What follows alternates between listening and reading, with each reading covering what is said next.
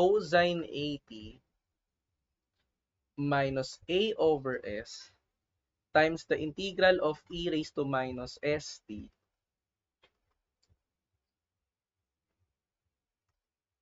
sine of 80 with respect to t. Okay? Let's simplify it once more. We have negative 1 over s e raised to minus st um, sine 80 plus a over s, and then multiplied by negative, let's make it like this, minus a over s squared. Yeah. E raised to minus st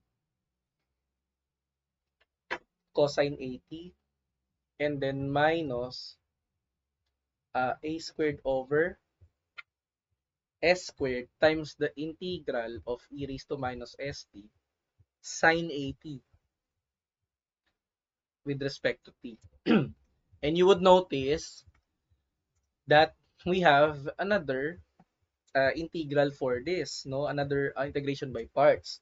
However, since you know that this term, this one, no, is the same as our original integrand, then for some reason we can what?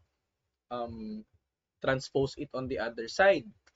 So once we transpose it, you have an what? A negative a squared over s squared as the numerical coefficient, and we have 1 as numerical coefficient of this. So meaning you can add. So we have there 1 plus a squared over s squared. And then we have here the integral of e raised to negative st sine 80 with respect to t is equal to, we have there, I think what's best for this part is to uh, make it in common denominator, no? So negative s e raised to minus st sine 80 minus a e raised to minus st cosine 80 all over s squared. Okay, that's it. And then after that, what we can do is to simply multiply the reciprocal of this one on the other side. Okay, so, or what we can do, I'll write it here, is to make it like this. S squared plus a squared all over s squared times the integral of this e raised to minus st sine 80 with respect to t. Okay, and that is what? Equal to all of this, no? So negative s e raised to minus st, wait, di kasha. It's negative s e raised to minus st sine 80 minus a e raised to minus st cosine 80 all over s squared. So we can, for some reason, eliminate this part, s squared and s squared. And then, finally, we have there the integral of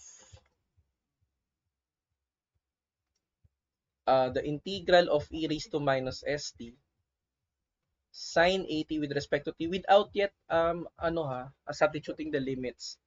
It's negative s e raised to minus st sine 80 minus a e raised to minus st cosine 80 all over what?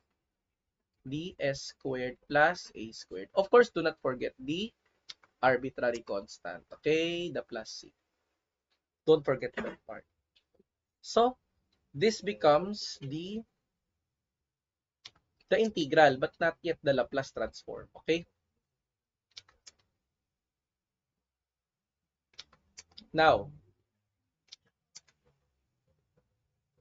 let's consider this one. I mean, I need to add another slide for this. Okay? Okay. That's the integral yet. Okay, let's continue here. Now, the Laplace transform of sine 80 is equal to, we have negative s e raised to minus st sine 80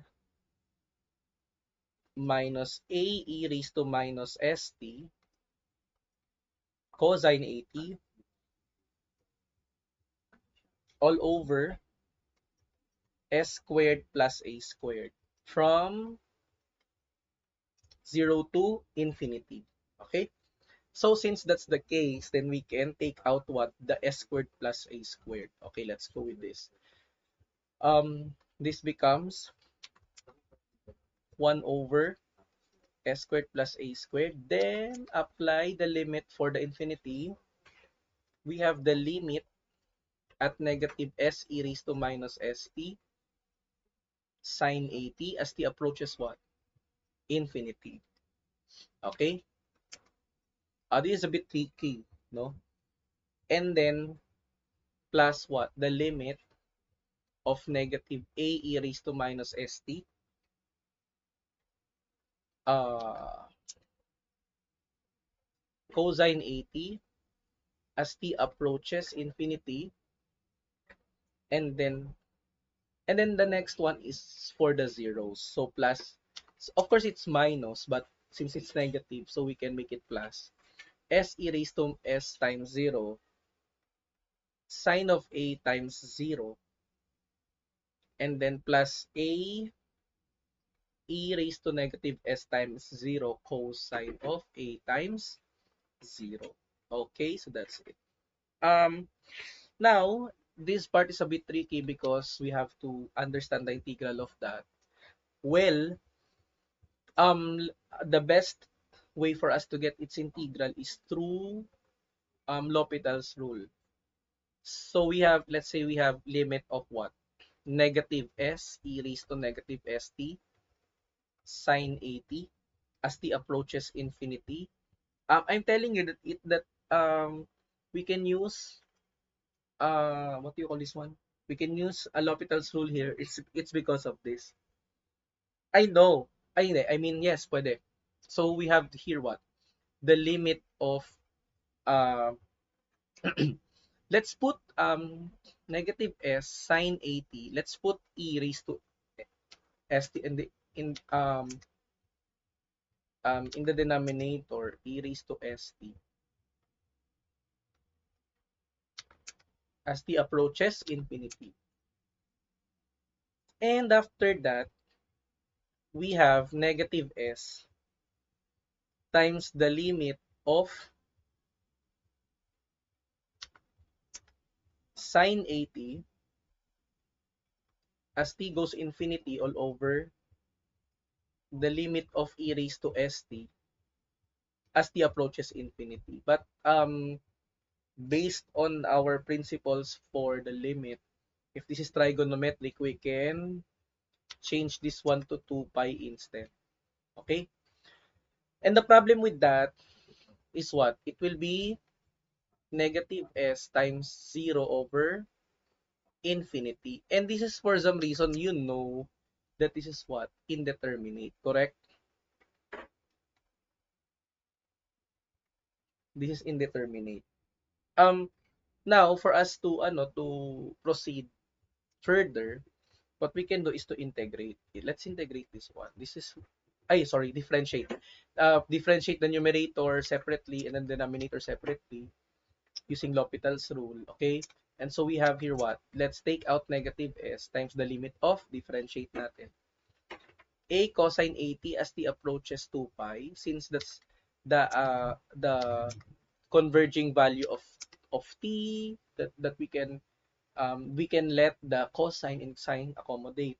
And then the other one is the limit of t e raised to st as t approaches what? Infinity.